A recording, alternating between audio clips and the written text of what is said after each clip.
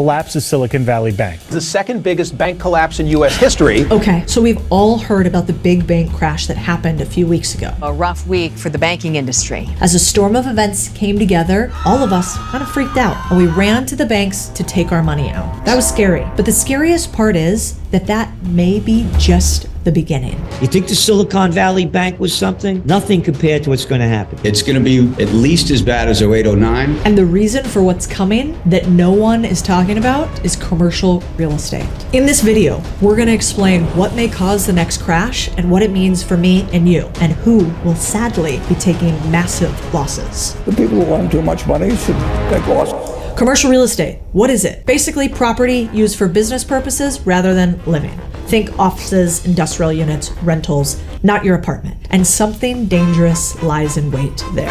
Why? Well, it all started with this guy. Meet Jerome Powell, leader of the Fed. The Fed basically controls the cost of money, aka how much inflation or prices go up each year, and how much interest rates or the cost for borrowing money also goes up each year. The Fed started raising interest rates aggressively because inflation, it's almost at all-time highs. And high inflation is bad.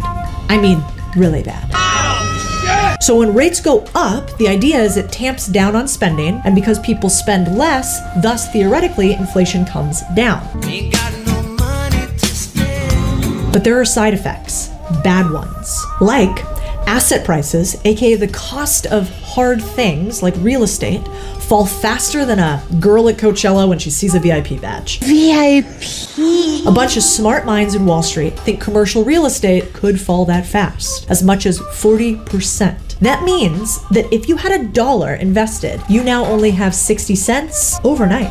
And that might be why small and medium banks are essentially running out of money. Hundreds of banks are failing their deposit minimums for the 19th straight week in a row. So obviously, people like me and you think, let's go to the big banks because the government might actually make them safe. So while Jerome Powell of the Fed says this, the winner is actually this guy. I won. Well, we're so worried about the markets that we literally only want to put in banks that the government could bail out. The market actually gets more risky because now fewer banks hold all the cash, and JP Morgan is one of the winners. Do the words too big to fail ring a bell? I'm too big to fail, Spence. What's happened? The money spigot has shut off. Money then floods to safety, and more interest rate loan extensions from big banks are mandated. You might say, that's not that big of a deal. We still have 60%. In 2008, the housing market fell 20%. So 2023 to 2025 could be 2 times as bad as 2008. But why is this important and how big is this? Commercial real estate makes startup bank loans, aka SVB, look like a gnat biting at a giant. Commercial real estate is a $20 trillion sector globally, with more than $1 trillion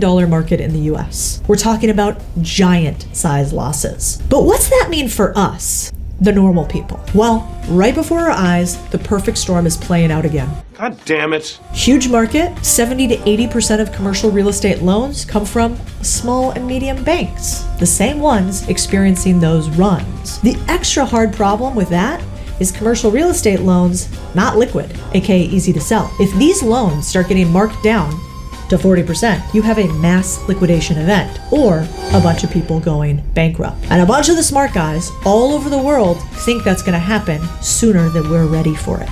So what happens when that fall begins? There's always somebody holding the bag. Let's call them the bag man. So who owns all these loans in commercial real estate?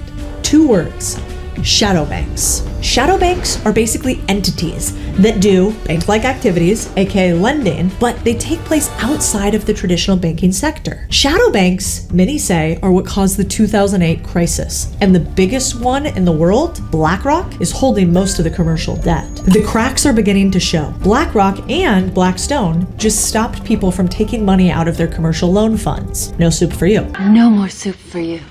But maybe we don't care about BlackRock or Blackstone going broke. People gotta have losses if they take risk, right? Well, what if I told you they don't own the bag, you do? You see, we did a bunch of research, and it turns out that we all invest in commercial real estate, even though we don't realize it. Where? Stocks, bonds, mutual funds, pension funds. And who owns the pension funds and mutual funds? America. Look at the top 10 holders of BlackRock funds. Vanguard, I actually used to work there. SSGA, Used to work there too. Could be like Taylor Swift. Am I the problem now? But who else? Charles Schwab, Morgan Stanley. Those are all you and me. So if there is a crisis in the shadow banking system due to commercial real estate loans, you could be the one left holding the bag. And this is the house of cards no one tells us about. There is a thing in finance called systemic risk, a fancy word meaning a risk so big it could take down the whole system. Think of it like cancer. Cancer in your system can kill you. So you read all the labels to make sure you know what goes into your body. But in this case, the banks didn't give us a warning label. So why does this all happen so quickly? It all started from one thing. The pandemic. Basically, the pandemic accelerated work from home. In 2018, less than 6% of people worked remote. Now, 26% do. And guess what? 66% of people now work at least some time remote. What does that mean? It means vacancy, no tenants, empty properties all around. Walk through any retail store. Go to a shopping mall. Horrifying. Walk across a warehouse district. All across the country, you see vacancy sign after vacancy sign after vacancy sign. Silently, these assets are that canary in the coal mine, with every single for rent or sales sign sounding the alarm. But why don't we just turn all of these into condos and Amazon warehouses? Because it's expensive as shit. You've never been inside an office tower and thought, man, it's so cozy, I wish I could live here. So real estate has nowhere to go but vacant. And it's happening fast. September 15th of 2008, the day Lehman Brothers fell and the full recession began. Let's talk about the speed with which we are watching this market deteriorate. Because we're now down 43%. What in the world is happening on Wall Street? I remember at Goldman Sachs watching the TV screen fill with stunned employees carrying cardboard boxes amidst a backdrop of huge towers. What will be the date of this crisis? Well, since the Feds hiked interest rates, thus hiking mortgage rates, and putting a freeze on the market, that same thing is happening to commercial real estate. The entire sector is facing a refinancing wall where their loans of $2.9 trillion are set to come due by 2024 to 2025. They're not going to be able to pay up. They only have 60 cents on every dollar. And so we don't have long. The time is ticking. Borrowers are going to go under. It's just a question of who is the next Lehman Brothers to fall. What does that mean for me and you? Watch for the signs. More failures in shadow banks, more lockups where people can't get their money out, more sales of big office buildings for 40% discounts. We better buckle up because this market is going to make an episode of Succession look boring.